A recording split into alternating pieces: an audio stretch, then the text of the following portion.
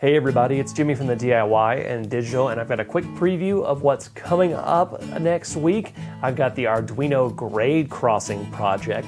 It's very similar to the Arduino block signal. It's got a little bit of different wiring, so if you haven't watched that Arduino block signal tutorial, you'll want to go ahead and watch that, and I'll have that linked right up here.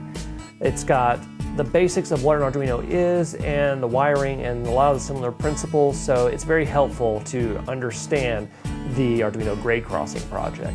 Also, I'm going to link all the parts in the description below. If you bought the parts already for the Arduino block signal, you don't need any more parts to be able to prototype the Arduino grade crossing. The only thing is, if you're installing these on your layout, you do need one Arduino per circuit. So you'll need one for the block signal and then a separate one for the grade crossing. So you'll need, those are completely separate. So you'll need all the parts separately to make that. Also, I still have my 500 subscriber contest going on, so if you haven't already subscribed, hit that subscribe button right over there. And also, while you're at it, hit that like button and hit that bell icon so that you don't miss any updates, including ones about that contest. Now, in 2 weeks, I'm going to build my DCC++ base station, and I'm just now getting in all the parts for that.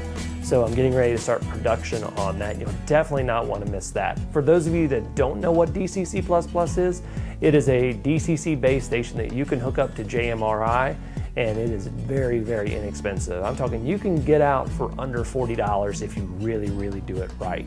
So that's all the announcements that I have. Be sure to like, subscribe, and hit that bell icon so you don't miss anything. Next week is the Arduino grade crossing project, and you won't want to miss it. Until then, I'm Jimmy from the DIY and Digital. Happy railroading.